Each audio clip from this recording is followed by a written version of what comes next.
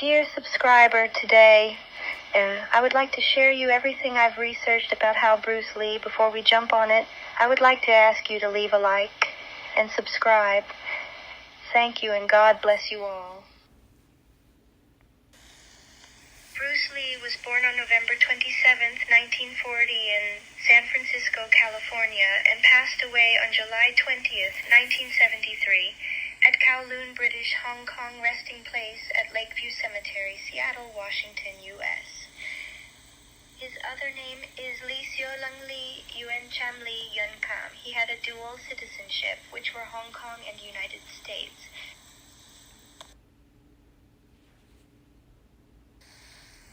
His alma mater was at University of Washington. His occupations was martial artist, actor, philosopher, film director, screenwriter, film producer. His active years was from 1941 to 1973. He worked as a filmography. His height was 1.72 m, 5 feet 71 in. His wife was Linda Emery. In 1964, he had only one child named Brandon Shannon.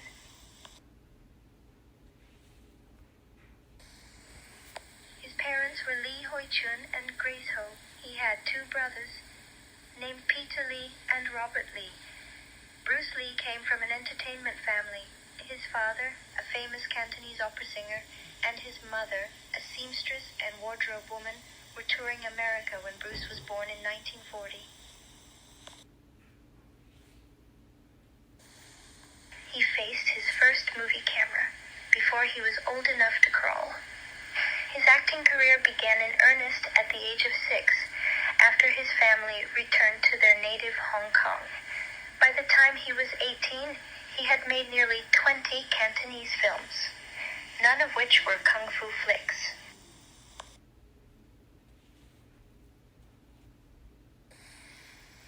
Upon returning to the U.S. for college, Lee took a look at the type of roles Asians were offered and abandoned any acting aspirations.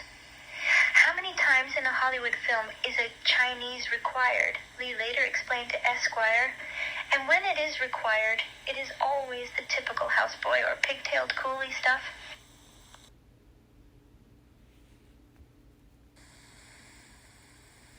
He decided to become the Ray Kroc of Kung Fu, franchising dojos along the West Coast. It wasn't until a karate tournament in 1964 when he was discovered by a producer who cast him as sidekick Kato in the Green Hornet TV series. It set him on a path to become the world's first martial arts megastar. It was a dream that came to fruition bittersweetly with the 1973 release of Enter the Dragon, 1 month after his death at the age of 32. To commemorate the 45th anniversary of Lee's passing and Enter the Dragon's release, Simon and Ampe Schuster has published Bruce Lee.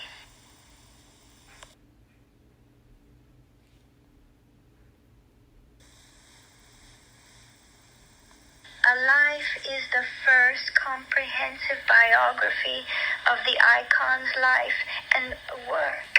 As this ranking of his 24 films demonstrates, Lee appeared in a far wider variety of films than his legend gives him credit for, from comedies to melodramas.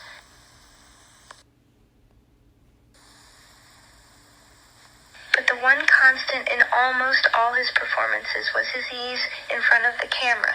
It's as if he was born into it.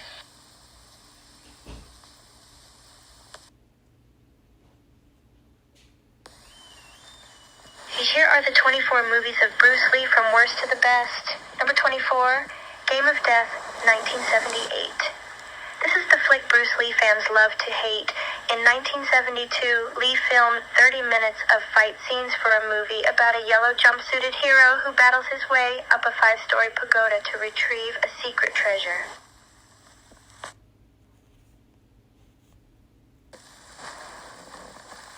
Lee died before he completed the project, but 5 years later, Golden Harvest Studios unearthed the footage, cut it down to 7 minutes, and stuck it on the end of a creaky plot about a Chinese stuntman who gets shot in the face, gets reconstructive surgery, and takes revenge from beyond the grave.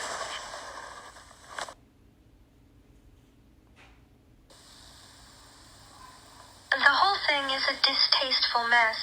Number 23, The Birth of Mankind, 1946. Lee's father, Hoi Chuen, was cast in a number of movies, and he would often bring his son on set with him. Bruce climbed the wooden ladders to reach the suspended studio lights, actress Feng So-po remembers, of The Hyperactive Boy.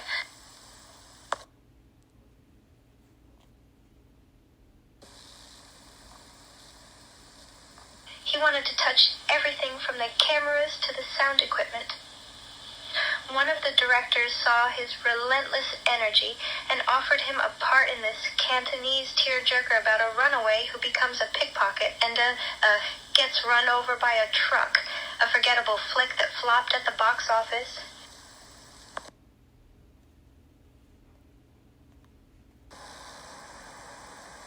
This one's only notable for typecasting young Lee as a wily street urchin with a heart of gold, a kind of artful dodger. Number 22, Wealth is Like a Dream, 1948. Once again, Lee was cast as a lost boy. His father co-starred in the film, and the promoters, seeking to play off the family connection, gave Lee a new stage name.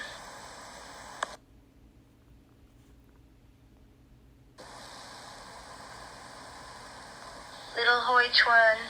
The newspapers followed suit, calling him Wonder Kid. The son would spend the rest of his life determined to outshine his old man. Based on this performance, he had his work cut out for him. Number 21, Thunderstorm, 1957. Adolescence proved a tricky transition for Lee's career.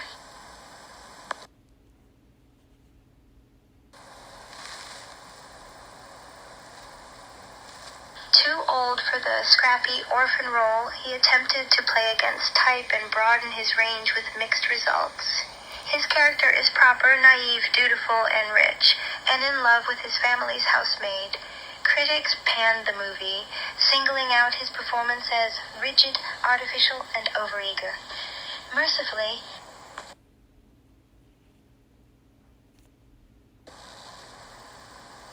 this was his only attempt to play the refined gentleman. Number 20, Golden Gate Girl, 1941.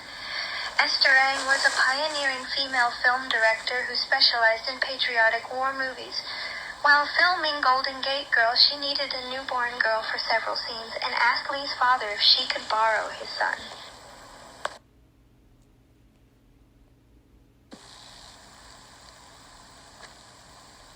In one brief appearance, 2-month-old Lee is rocked to sleep in a wicker bassinet wearing a lacy bonnet and girl's blouse.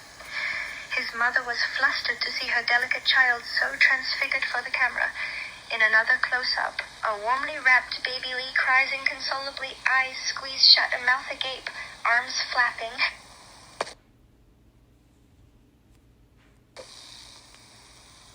Chubby cheeks and double chin reverberating as the sound echoes through San Francisco. Number 19, The Beginning of Mankind, 1951. In what amounts to a PSA against harsh Confucian parenting, Lee plays a poor kid who runs away to a street urchin and petty thief. In real life, Lee and his classmates had formed an actual gang.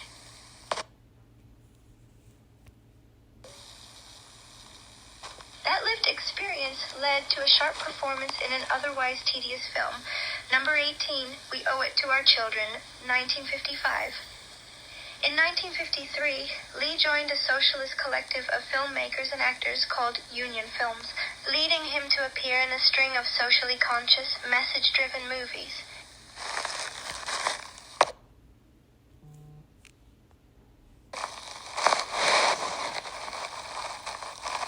In this particularly earnest melodrama, a poor mother and father give away their infant daughter to a childless, middle-class couple, only to regret their decision. It was all too common an occurrence in post-war Hong Kong. Jackie Chan's parents considered selling him to wealthy doctor.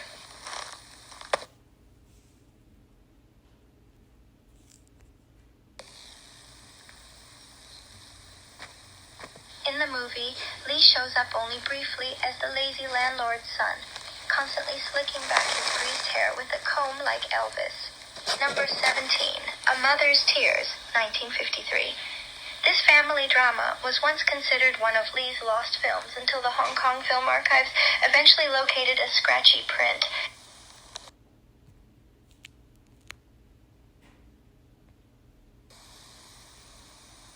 But it probably would have been fine if they hadn't, as it's essentially only half a Bruce Lee movie. He plays the role of a thoughtful son before getting replaced halfway through the film by an older actor.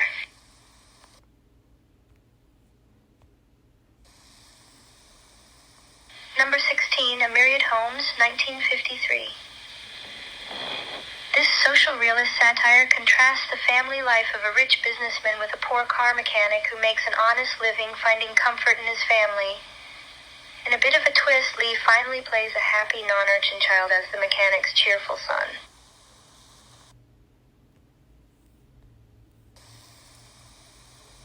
Number 15, Orphan Song, 1955. Lee, as the titular orphan, doesn't show up until the last 20 minutes. A long slog through thick gruel for what amounts to a wan performance, too passive and diffident to care about.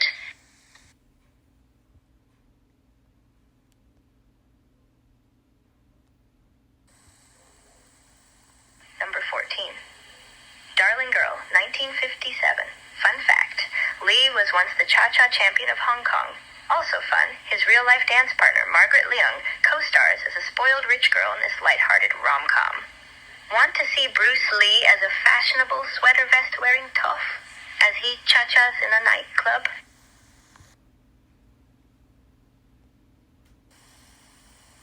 The only bit of acting required on his part is when Leung's love interest angrily confronts him, and instead of engaging, Lee's character flees in terror.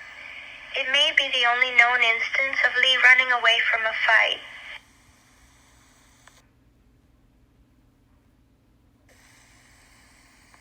And number 13, Too Late for Divorce, 1956. This is the third film in a romantic trilogy, beginning with She Says No to Marriage, 1951, and followed by She Says No to Marriage, but Now She Says Yes, 1952, about a successful singer who is forced to retire and marry a man she despises.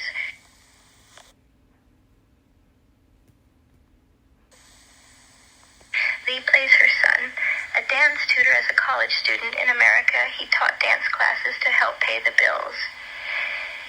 Smartly dressed in modern clothing, charming but a little smug, this performance gives the best glimpse into what Lee was actually like as a westernized teenager in colonial Hong Kong.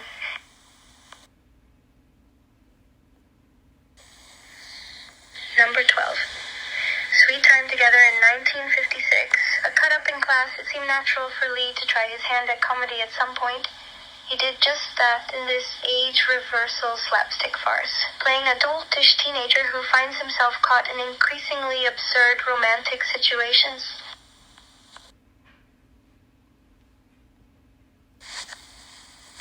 Yet the real humor comes from watching the king of kung fu stammering and twitching like a fool.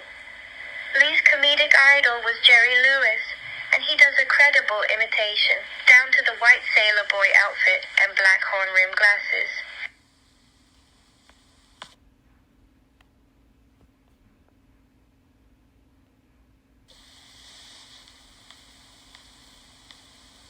Number 11, In the Face of Demolition, 1953.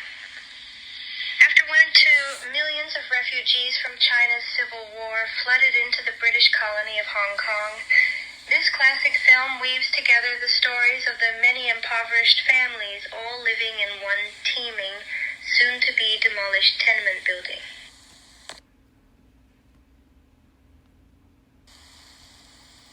Lee was playing the sincere son of one of the poorest tenants. In less than 5 minutes of screen time, he manages to deliver a standout, touching performance. Number 10, An Orphan's Tragedy, 1955. Here, Lee gets to play a happy orphan, but got disrupted by an escaped criminal who turns out to be his biological father.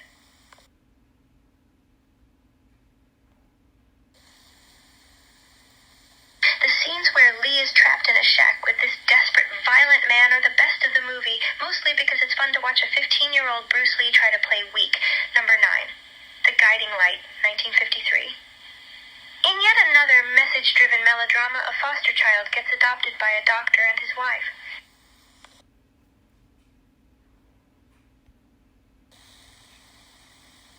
The adoptive parents run an orphanage for blind girls. When Lee's character grows up, he discovers the cure for blindness. The movie ends with a direct-to-camera plea. Every child can be just like him. Poor handicapped children are waiting for your love, for education and nurturing.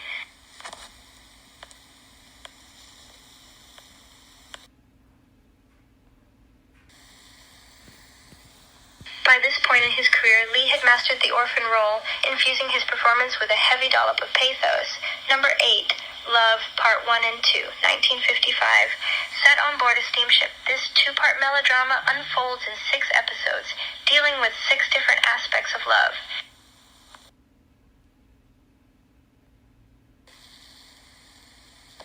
In the 5th storyline, Lee plays the youngest son in a family of struggling street performers.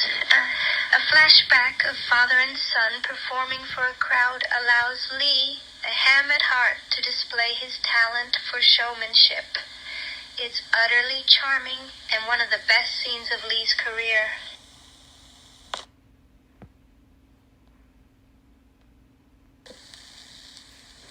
Number 7, Marlowe, 1969. Lee's first Hollywood cameo was a gift from his Oscar-winning kung fu student, Sterling Silliphant, who came up with the character of mob enforcer Winslow Wong for his mentor to play. There are moments when Lee, who was self-conscious about his Chinese accent,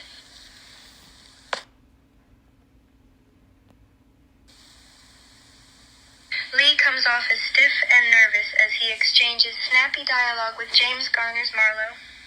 But he eventually loosens up during a scene in which he demolishes Marlowe's office in one continuous ballet of directed violence.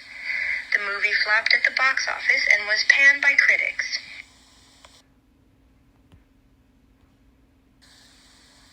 Roger Ebert reserved his only praise for that action sequence, although he didn't deem Lee important enough to use his name or get his ethnicity right. Somewhere about the time when the Japanese karate expert wrecks his office, in a very funny scene, we realize Marlowe has lost track of the plot too.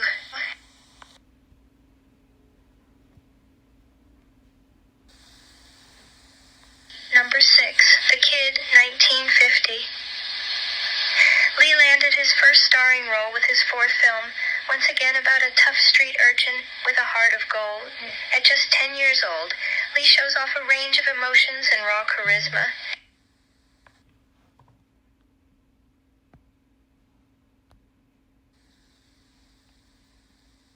In one scene, he humorously imitates his teacher. In another, he puffs himself up with cocky bravado by throwing his shoulders back and thumbing his nose at an opponent, one of his signature moves as an adult actor. The movie was a hit, and a sequel was planned that might have turned Lee into the Macaulay Culkin of Hong Kong.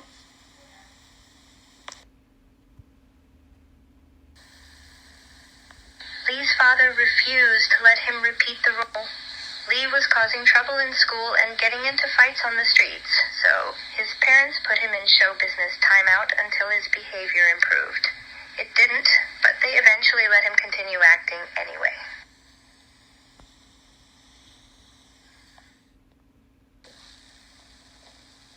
Number 5, Fist of Fury, 1972. Lee's second contractual movie with Golden Harvest Studios was his only period piece. He plays Chen Zhen, the student of a famous kung fu master in 1930s colonial Shanghai. When Chen Zhen discovers his master was killed by the Japanese, he unleashes his furious fists.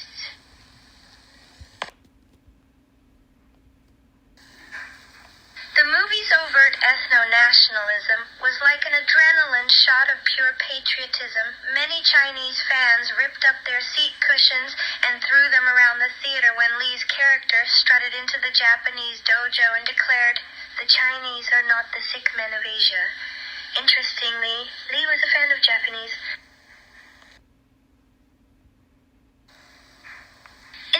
Additionally, Lee was a fan of Japanese films, particularly Zatoichi, the blind swordsman, and he approached his role with the exaggerated emotional style of Japanese samurai movies, chambara. It doesn't quite work, but Lee's fight choreography is so riveting, it doesn't matter.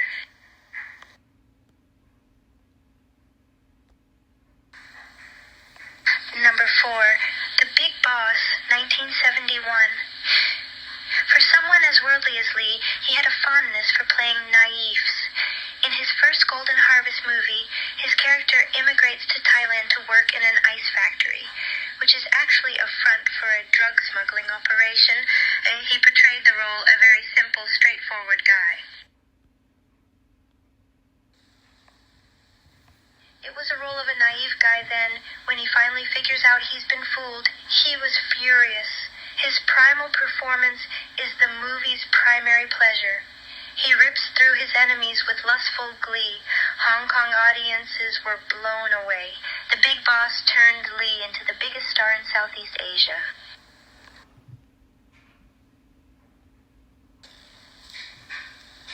Number 3, Way of the Dragon, 1972. Lee hoped this Hong Kong movie, which he wrote, directed, and starred in, would be his ticket back to Hollywood as a leading man. Lee plays Tang Long, a naive bumpkin sent to Rome to protect a Chinese restaurant from the mafia.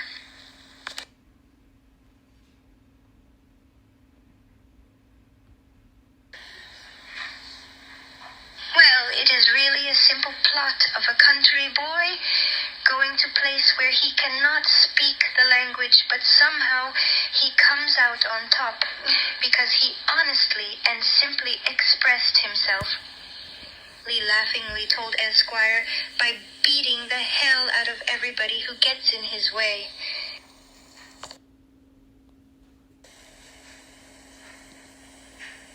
In his directorial debut, Lee was unable to balance the humor of the early fish-out water scenes with the violence at the end. The film's appeal rests almost entirely on his fight scene with his student, Chuck Norris. Arguably the best one ever captured on celluloid.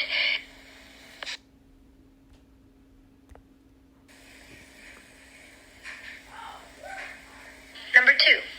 The Orphan, 1960. Lee was never fully comfortable on screen unless he was the star, and he had been waiting 10 years, this is the kid, for a leading role. Modeling his troubled teenage character on James Dean in Rebel Without a Cause, Lee gave his most emotionally complex performance as an actor in this movie.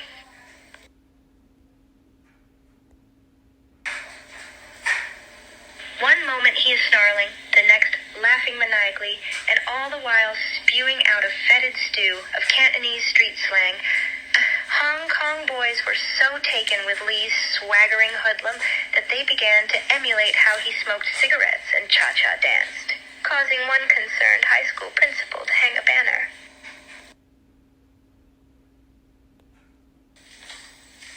The banner was hung across his school's entrance reading, "No one is allowed to imitate Bruce Lee's awesome in The Orphan."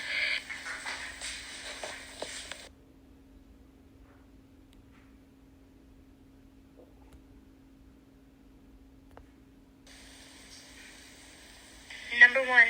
Enter the Dragon, 1973. This cheaply made James Bond ripoff was supposed to be Lee's entree into superstardom. Instead, his death a month before its release left it to the high water mark of his career. The multiracial cast, the cat-stroking villain, and the tournament structure launched the West's kung fu craze.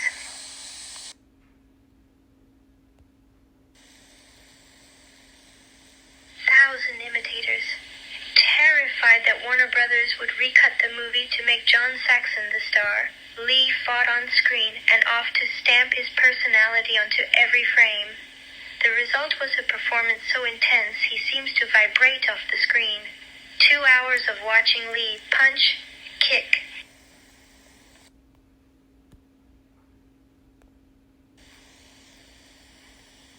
and hack his way through dozens of bad guys inspired millions of Western kids to take up the martial arts.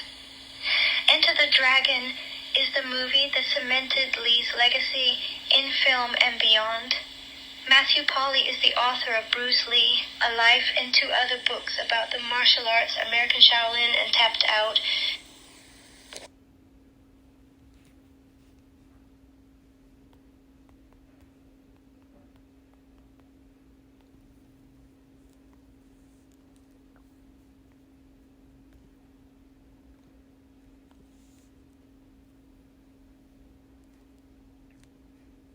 That's all for today, dear subscribers. Please don't forget to leave a like and subscribe, my dear viewers. God bless you all. Thank you.